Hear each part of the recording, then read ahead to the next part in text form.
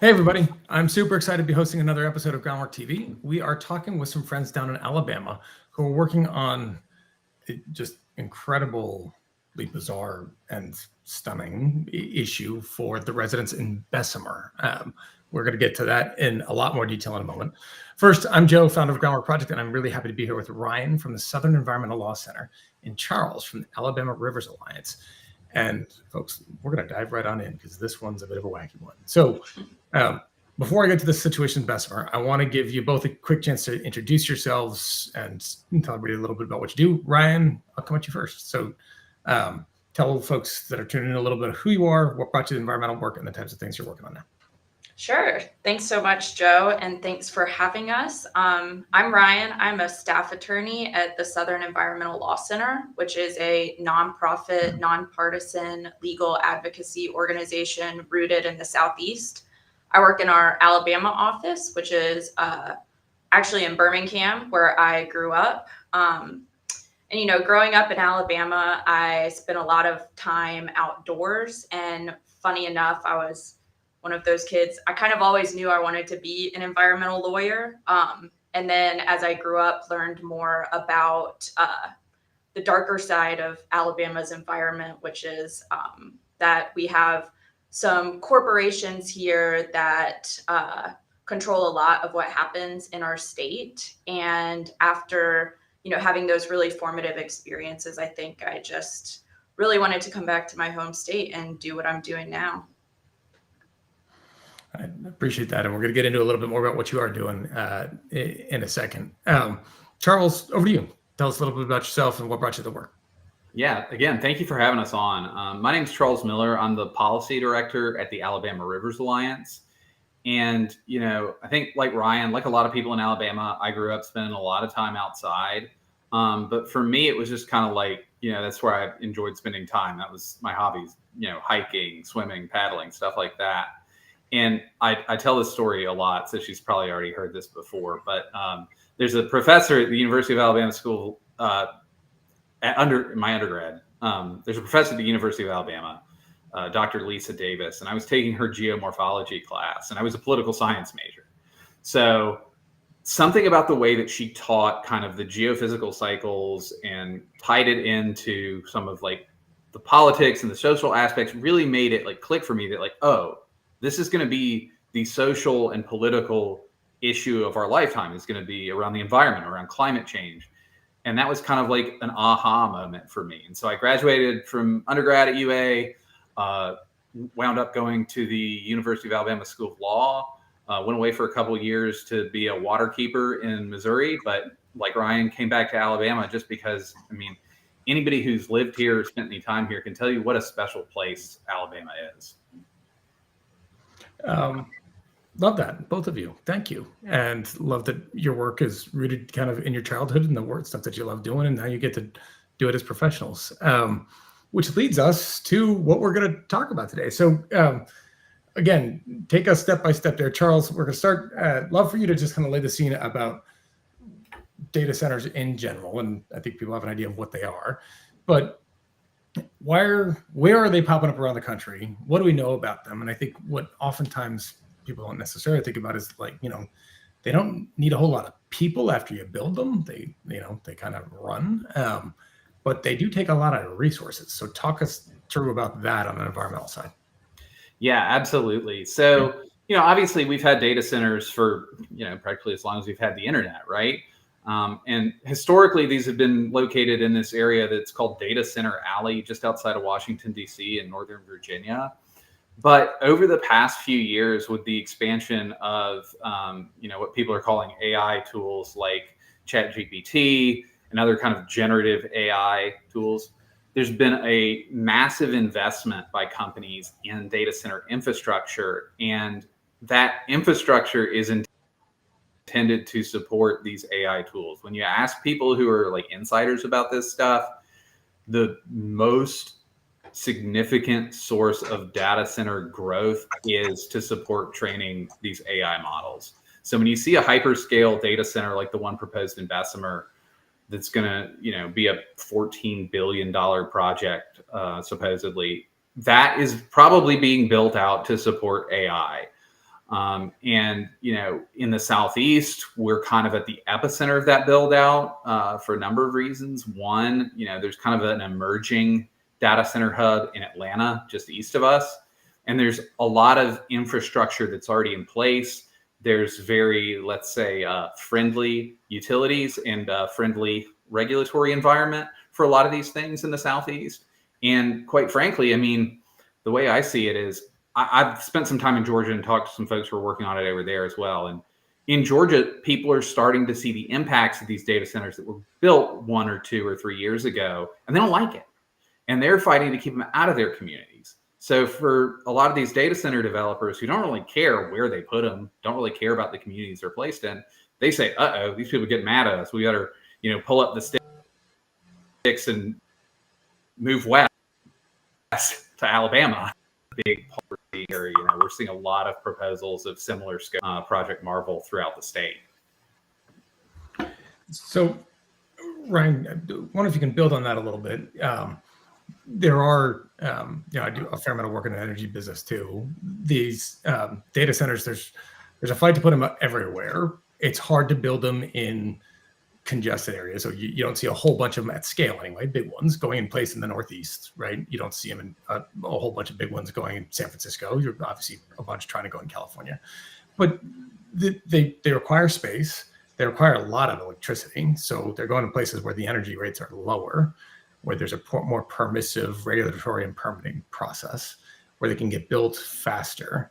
And lo and behold, you start seeing some of these pop up, a bunch of them pop up around the Southeast. So walk us through kind of where the front lines are in this, why it's happening there, and then walk us through, start to tiptoe us through into what's going on in Bessemer. Yeah, I mean, y'all both hit the nail on the head. The South right now is really being targeted for data center development because we have a lot of water, we have cheap electricity, and a lot of space too. So, you know, we're starting to see these things pop up, not just in Virginia, not just in Georgia, but now also in Alabama.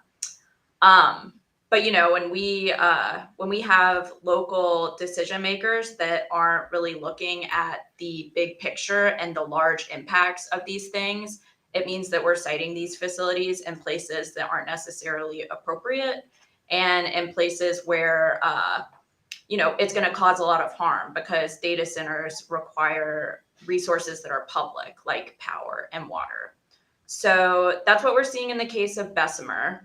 This is a massive data center proposal. It's one of the largest in the United States. It's referred to as Project Marvel. Bessemer is known as the Marvel City. It's located just outside of Birmingham. And this project would consist strikingly of about 18 Walmart supercenter sized buildings, each about 4 stories high, right into 18. communities. Yes. 18 Walmart supercenters.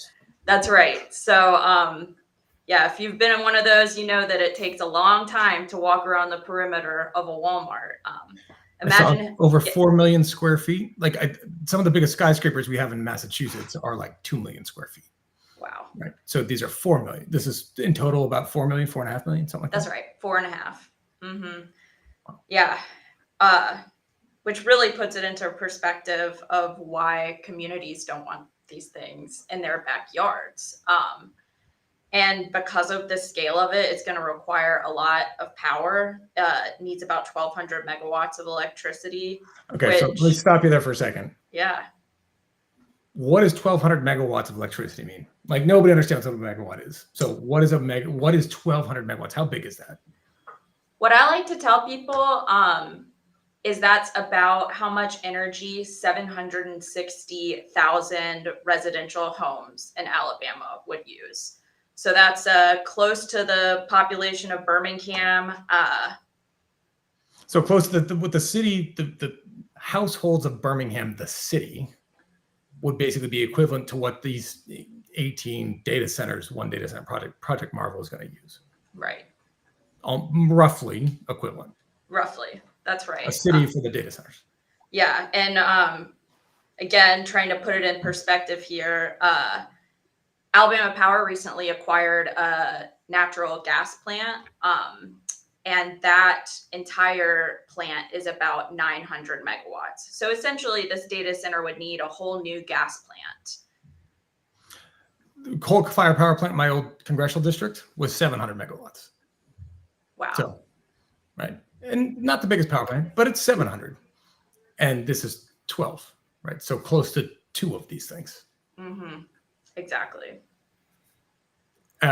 So can you walk us through, Charles, walk us through a little bit of the kind of environmental impact that this is going to have? And I saw this from one press report that came out, 700, they're going to put this on 700 acres, have to chop down 100 acres of trees. Is that right? At least 100 acres of trees, because that's kind of, I mean, that's the number we've got from the developer, but math doesn't really work out there. That would be just if they were clearing the areas for the buildings. Of course, there's going to be things like, roads. They're going to have to put in new sewer lines. There's going to be major infrastructure investments that are required on this site because it's right next to an old coal mine. It's basically just forest that nobody ever thought would be valuable property. In terms of the kind of direct impact, we have documents that we've had to get through open records requests that indicate they're requesting, at least starting out, 2 million gallons of water a day. Numbers I've seen would kind of indicate that could be up to 10 million just based on the amount of electricity that's going to be used. 10 million gallons of water a day? Yeah. And the crazy thing about data centers that I think a lot of people don't realize is that they're really actually a big consumer of water. So like when you have a power plant, right, it kind of just runs the water through, it picks up heat, some of it turns into steam, most of it goes back in the river, lake, or ocean, or whatever. They consume 80% of the water they withdraw. So it's going to be how convert to steam. Like, what do they do with it? Some of it converts to steam. Even closed loop systems, which are not used in all of the data centers, still lose some to leakage, things like that. You can't just keep reusing the same water because it picks up contaminants from the 10 million gallons that's a lot of water, pal. Okay. Yeah, it is. And I'm trying to think of a good comparison to 10 million gallons a day. The water system that's going to serve this, the Warrior River water system, serves most of western Jefferson County, which is where Bessemer and Birmingham are located.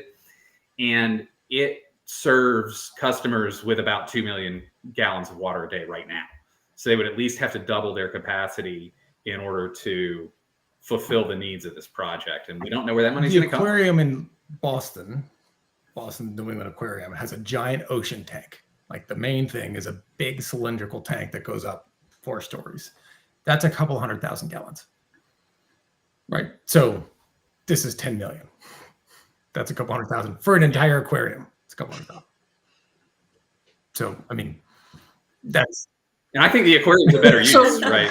The fish would agree, right? The fish would agree. So, taking that much, what has always dawned on me since I've been doing some work down Alabama, Mississippi, and the South is for hundreds of years, it has been an extractive economy, right? Whether that was from slave labor, whether it was extraction industries, et cetera, you're taking stuff out of people and investing very little back in.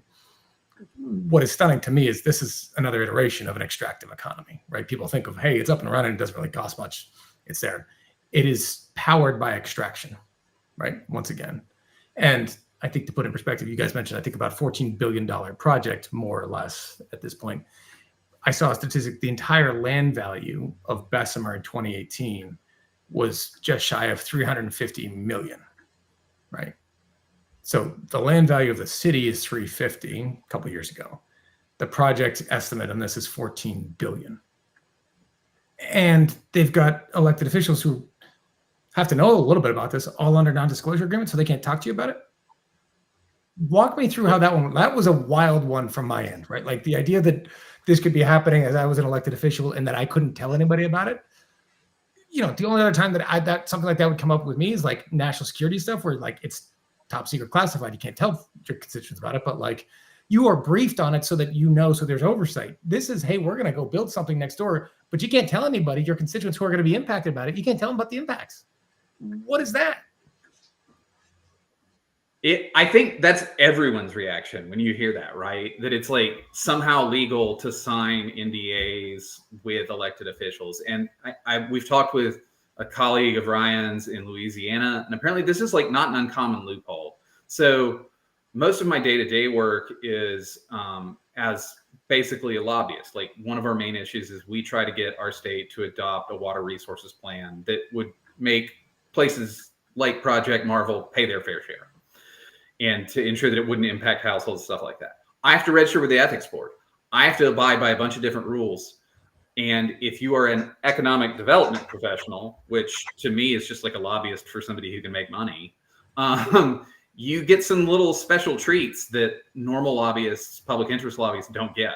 And one of those is that elected officials can sign non-disclosure agreements with you because, the rationale is that it's supposed to be there to protect trade secrets or stuff like that. But in practice, what we've seen in Bessemer is it's allowed, everyone, the developer, the city council, the mayor, the city attorney, to just duck these questions. And that it's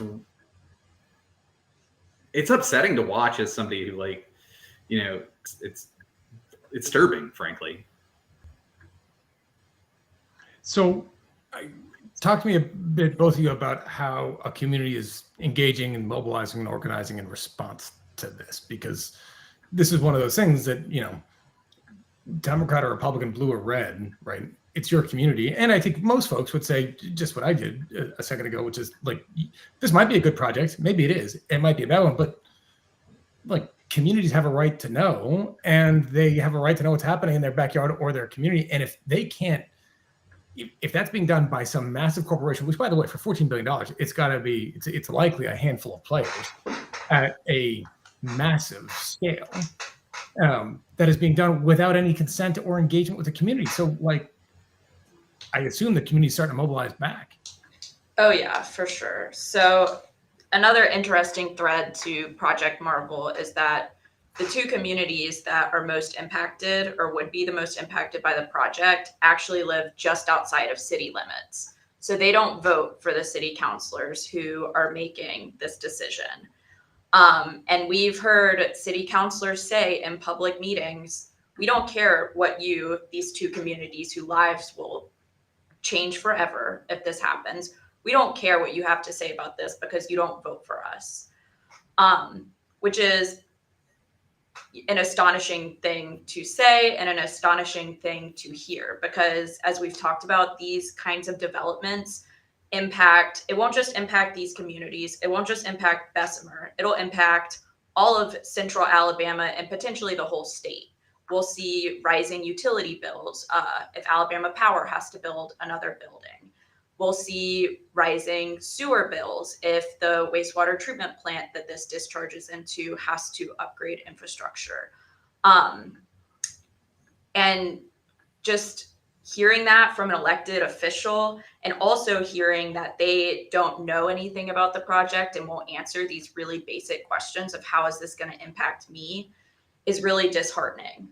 But I will say these two communities have really given me a lot of inspiration. They organized themselves very early on in this, reached out to us at SCLC and ARA, got us involved, and have really been on the front lines of this fight. So where does that stand now? Great question. So actually tonight, the Bessemer City Council is going to vote on whether to include data centers as a permitted use in the light industrial zoning category in their ordinances. This means basically wherever in the city is zoned light industrial, a data center is okay to go there, and the city council doesn't make any further decisions on it. After that, moving on November 18th is going to be when they make a decision about rezoning the property itself. So that'll be kind of the final decision. And from our perspective, we want to stay engaged with the community, stay engaged in the fight until November 18th. But I think we're also starting to look at what happens after this and how do we change this system and these processes to make sure that something like this doesn't happen again in our state. And have your statewide elected officials, your senators, your governor, have they weighed in on it yet? Our governor says it's a local issue, which is not always the case with local issues. So, and then, with, by the way, a $14 billion project, which has got to be one of the largest capital investment projects in the entire state of Alabama. I have to believe. One, two, just as you said, I mean, it's going to impact water resources and electricity resources in all likelihood across the state. No, so like that's not going to just be an impact for Bessemer. That's going to be an impact presumably elsewhere as well. Absolutely. And we have had some good turnout. So there was, like Ryan said, some of these people live in unincorporated Jefferson County. And we did have the Jefferson County Commission president, Jimmy Stevens, who represents that area, came out, spoke against it a couple times. He's been relatively active in the press with his concerns. We've also had Lee Halsey, who is a state house member who represents the area where this would happen. She came to one of the meetings as well and spoke against it. So we've seen a little bit of engagement from local electeds, but in terms of statewide, it's kind of just been like radio silence, which again, like you point out, it's a huge project. It's everything about this has been so weird to me because usually we have another data center that was put in Montgomery that's expanding this year, and Montgomery and Meta, Facebook, who's building it, have worked like hand in glove, and they have touted this thing the whole way. They've been pretty transparent about stuff. They've committed to using, renewable energy, and, they kind of worked together and did some PR work and made it look like a good deal for the city. And here it's just been like residents were blindsided. The first thing they heard about it was the rezoning notice in their mailbox. They can't get even, in my opinion, like the most basic questions about this answered. And, the answers that we have gotten have largely been because folks like us, and especially SCLC has helped a lot with this, have been filing open records requests and getting what information they have. And even those, like, I've gotten some back and they seem a little bit light to me. So transparency is a big issue here. And I think, honestly, the lesson is if you want to do a big project like this, you have to be transparent up front, because I think that's what's driven a lot of the backlash and what's made people, this has been a long fight. This has been going on since basically the beginning of the year. And that's a hard thing for people with jobs, with kids to do. But these people have really stayed engaged. And that's really, I think, made a big difference and I know it's made my work a whole heck of a lot easier. Charles, thank you. Ryan, any thoughts to add? I think the last thought I have in the context of Project Marvel and Bessemer is, something we really need to see from these local leaders is considerations of things that our federal government is deprioritizing right now. So things like environmental justice. One of these communities is Red Mountain Heights, and it's a legacy community where folks have had land in their family for generations, and they want to keep that going.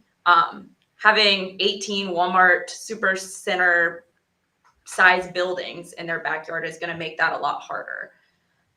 So, we're really looking to these local leaders to step up and make that consideration because, frankly, no one else is going to.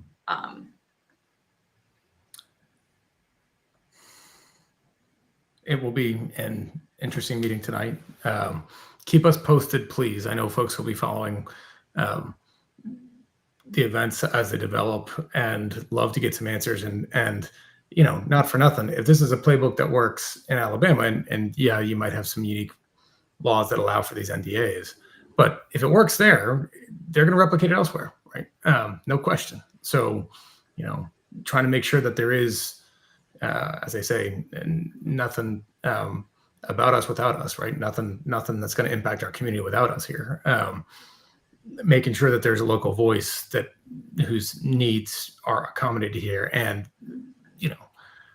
the impacts of which are going to be known to a community about what your energy rates are going to be, where the water is going to go, how the accommodations are going to be made, and to what benefit, are all, one would think, fundamental and fair questions that apparently aren't getting asked. So keep us posted, please. Thank you for incredible advocacy and your attention to this, and keep it up, and let us know how we can help.